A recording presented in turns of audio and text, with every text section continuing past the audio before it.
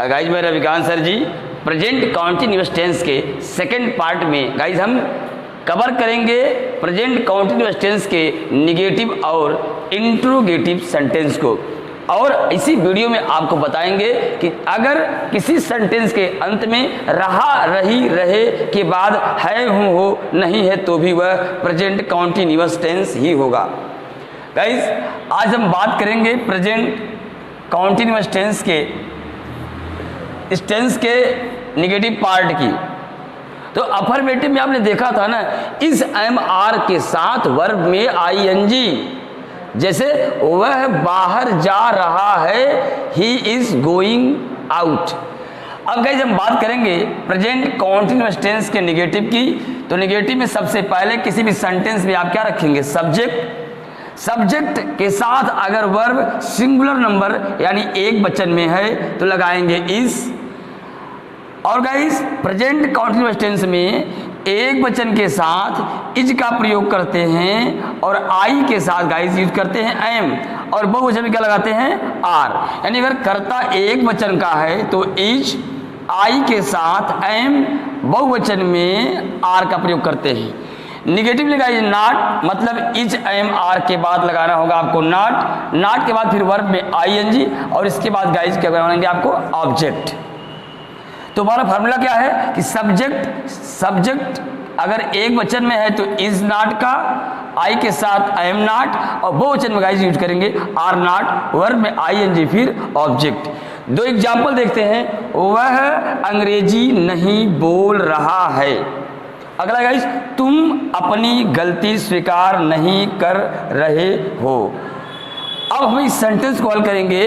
वह अंग्रेजी नहीं बोल रहा है, रहा रही रहे के बाद यहाँ दिया गाइस है हूँ हो। यदि रहा रही रहे के बाद है हूँ हो आएगा तो वह होगा प्रेजेंट कॉन्टिन्यूअस टेंस।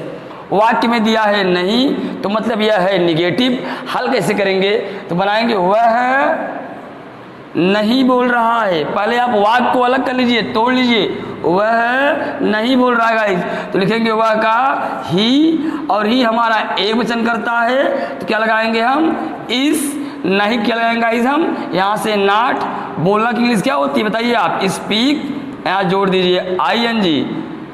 तो वह नहीं बोल रहा है, वह मतलब ही करता एक वचन लगा दिया हमने इज, वाक्य में नहीं लगा दिया नॉट। बोलना का मतलब होता है गाइस स्पीक, इसमें जोड़ा आईएनजी, स्पीकिंग क्या नहीं बोल रहा है, अंग्रेजी। तो यहाँ लिखेंगे ENGLISH। अब गाइस दूसरा वाक्य है, तुम अपनी गलती स्वीकार नहीं कर रहे हो। रहा रही के बाद दिया है हूँ हो। जब रहा रही रहे के बाद वाक्य में है हूँ हो आता है वह होता है प्रेजेंट कॉन्टिन्यूअस टेंस। सेंटेंस है तुम अपनी गलती स्वीकार नहीं कर रहे हो। तुम स्वीकार नहीं कर रहे हो, तुम गाइस क्या हो जाएगा YOU, यू के साथ लगाएंगे आर के बाद लगाएंगे नॉट। अब गाइस तुम क्या है, तुम बहुवचन करता है, बहुवचन क्या लगाएंगे हम आर। तुम करता बहुवचन का है, इसके साथ लगाएंगे हम आर। नहीं गाइस क्या करेंगे, लिखेंगे नॉट, तो यू आर नॉट। स्वीकार करना के लिखेंगे ADMITTING, माने एडमिट में जोड़ेंगे ING। गाइस आपको बता दूं जानकारी के लिए, यहाँ पर अगर किसी वर्ब के अंत में ई है और उसमें अगर आपको ING लगाना होगा तो गाइज ई को हटा करके ही हम ING लगाते हैं। जैसे यहाँ लिखा TAK और अंत में गाइज ई है, अगर इसमें ING लगाएंगे तो ई को हटा करके यहाँ हम ING लगाएंगे तो हमारा क्या हो जाएगा TAKING, टेकिंग। वैसे गाइज यहाँ लिखा है WRITE, राइट, अंत में है ई, तो अगर हमको लगाना हुआ ING तो कह देंगे WRITING। लेकिन यहाँ फार्मूला चेंज है कि यदि किसी शब्द के अंत में गाइस कोई कॉन्सोनेंट हो, उसके ठीक पहले कोई वावेल हो और उसमें ING लगाना हो, तब जब हम ING लगाते हैं तो अंतिम अक्षर गाइस डबल कर देते हैं। जैसे स्टॉप में STOPPING। तो तुम का मतलब यू, और नहीं तुम अपनी गलती स्वीकार नहीं कर रहे हो, तुम स्वीकार नहीं कर रहे हो। तुम का मतलब गाइज यू करता बहुवचन का लगाएंगे आर, और आर के बाद फिर नहीं का नॉट, स्वीकार करना का एडमिट हो जाएगा एडमिटिंग, अपनी गलती तुम के साथ अपना का अंग्रेजी क्या होगा योर, और गलती मतलब गाइज क्या हो जाएगा मिस्टेक। तो यह था प्रेजेंट कंटीन्यूअस टेंस का नेगेटिव सेंटेंस। आपको हम इसी में चर्चा करते हैं कि इसका इंट्रोगेटिव कैसे बनाते हैं। गाइज अब बात करते हैं प्रेजेंट कंटीन्यूअस टेंस में इंट्रोगेटिव सेंटेंस की बात करते हैं। गाइज आप जानते हैं यदि किसी हिंदी वाक्य में सबसे पहले क्या आए, कब आए, क्यों आए, कहाँ आए और कैसे आए, यदि किसी भी हिंदी वाले वाक्य में सबसे पहले क्या, कब, क्यों, कहाँ, कैसे आ जाए, तो क्या की अंग्रेजी जानते हैं क्या होता है व्हाट, कब क्या होता है व्हेन, क्यों क्या कहते हैं गाइज व्हाई, कहाँ का वेयर, कैसे का हाउ। हम जानते हैं यदि किसी हिंदी वाले वाक्य में सबसे पहले क्या, कब, क्यों, कहाँ, कैसे आएगा, तो क्या की अंग्रेजी व्हाट, कब की अंग्रेजी व्हेन, कहाँ की अंग्रेजी क्यों की अंग्रेजी व्हाई, कहाँ की अंग्रेजी वेयर, और कैसे की गाइज हाउ होता है। लेकिन आपको ये जानना पड़ेगा कि अगर ये हिंदी वाला क्वेश्चन वर्ड किसी वाक्य सबसे पहले आएगा तो उसकी अंग्रेजी हम नहीं लिखेंगे, बल्कि कर्ता के अनुसार, अगर कर्ता हमारा एक वचन का है तो पहले इज, कर्ता हमारा अगर आई है तो एम, अगर बहुवचन का कर्ता है तो गाइज हम आर का प्रयोग करते हैं सबसे पहले। मतलब अगर किसी हिंदी वाक्य के सबसे पहले ये हिंदी वाले क्वेश्चन वर्ड आएंगे तो उनकी अंग्रेजी आप पहले न लिख करके, बल्कि सबसे पहले आप कर्ता के अनुसार क्या, कब, कहाँ, कैसे की ही अंग्रेजी आप इज, एम, आर का प्रयोग करेंगे। इसके बाद गाइज वर्ब में आईएनजी, फिर ऑब्जेक्ट। जैसे एग्जाम्पल, क्या वह तुम्हें बुला रहा है, क्या वह तुम्हें बुला रहा है, तो हिंदी में सबसे पहले गाइज वाक्य में क्या आया क्या। और किसी भी सेंटेंस को हल करने से पहले मैंने आपको बताया है कि आपको वाक्य में आकर के रहा, रही, रहे के बाद है, हूँ, हो जब आप देखेंगे, माने पहचान ही सेंटेंस का मूल उसका पहचान है।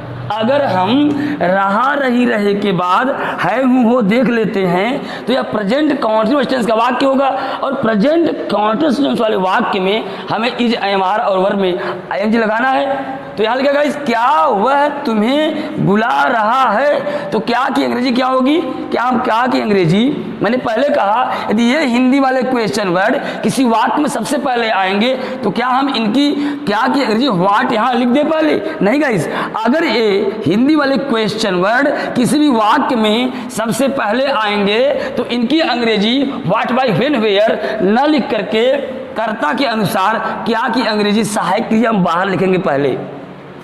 तो यहां लिखा है क्या वह गाइज एक वचन है तो क्या की अंग्रेजी क्या लगाएंगे हम इस, माने जब क्वेश्चन वर्ड पहले आएगा हिंदी वाला तो सहायक क्रिया वाक्य में पहले आएगी।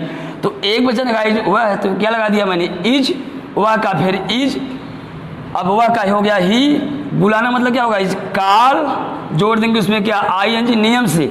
समझिए पहले क्या आया सबसे पहले तो उसकी अंग्रेजी व्हाट न लिख करके बल्कि सहायक क्रिया लाएंगे पहले, वो भी कर्ता के अनुसार।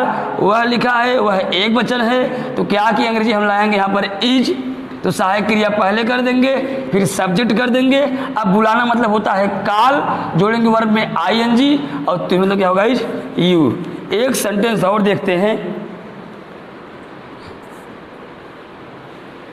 क्या वह एक कहानी लिख रहा है। गाइस ध्यान देखना, क्या वह एक कहानी लिख रहा है। अब गाइस ये अगर वाक्य हल करना है तो अंत में दिया है रहा, रही, रहे के बाद है, हूँ, हो, मतलब प्रेजेंट कंटीन्यूअस टेंस का वाक्य है। वाक्य में सबसे शुरुआत में दिया है क्या, तो क्या की अंग्रेजी तो हम लिखेंगे नहीं। जब हिंदी वाला क्वेश्चन वर्ड वाक्य शुरू में आएगा उसकी अंग्रेजी हम वाट नहीं लिखेंगे, वह हमारा कर्ता एक वचन का है। तो सबसे पहले लाएंगे अपनी सहायक क्रिया, फिर लिखेंगे वह। इसके बाद लिखना का मतलब होता है गाइस राइट। अभी मैंने आपको बताया था अगर ई अंत में आएगा जब लगाएंगे आप आईएनजी तो हटा देंगे। तो क्या वह के अनुसार क्या का इच, वह का ही, लिखना गाइस राइट, इसमें जोड़ दिया आईएनजी। अब बचा है एक कहानी तो लिखेंगे अ स्टोरी।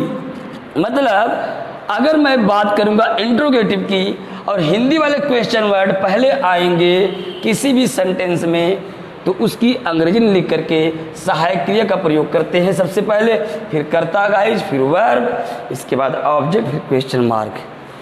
आगे आपको बताते हैं अगर क्वेश्चन वर्ड हिंदी वाला बीच में आएगा तो आप क्या करेंगे।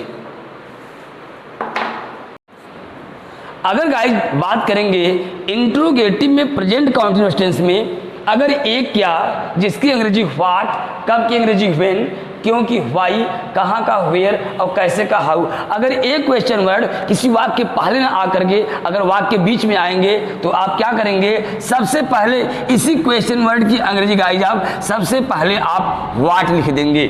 तो मतलब सबसे पहले आपका क्वेश्चन वर्ड मतलब QW होगा, इसके बाद सब्जेक्ट के अनुसार आपकी हेल्पिंग वर्ब का होगा इस, तब सब्जेक्ट, इसके बाद वर्ब में आईएनजी, फिर ऑब्जेक्ट होगा।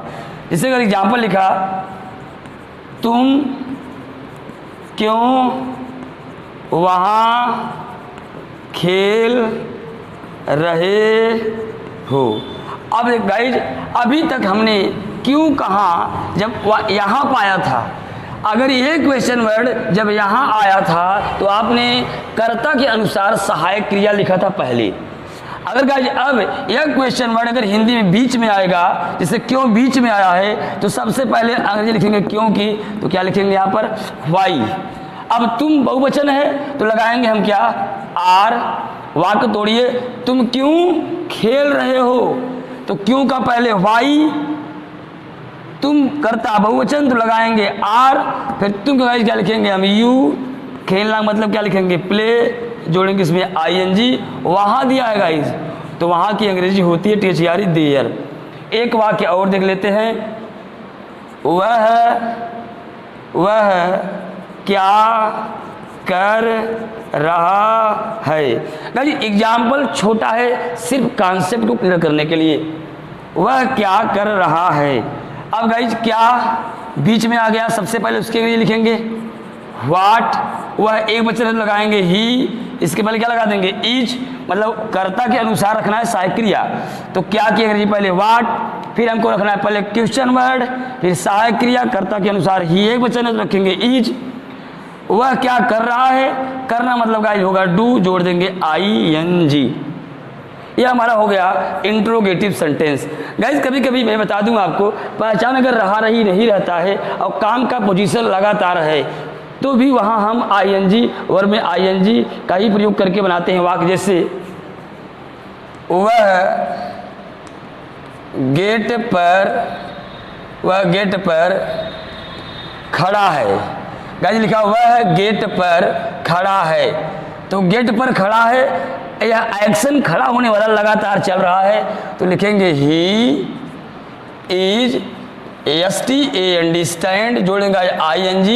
गेट के नीचे आसपास है तो एट द GATE गेट। जरूरी नहीं है कि रहा रही रहे के बाद आए है हूँ हो तभी वो प्रेजेंट कंटीन्यूअस टेंस है। अगर एक्शन लगातार जारी है गाइस तो भी इज am are और वर्ब में ING लगा करके प्रेजेंट कंटीन्यूअस टेंस को वाक्य को बनाते हैं। अगर आपको मेरे वीडियो अच्छा लगे तो शेयर, सब्सक्राइब और कमेंट करना आप नहीं भूलेंगे गाइस।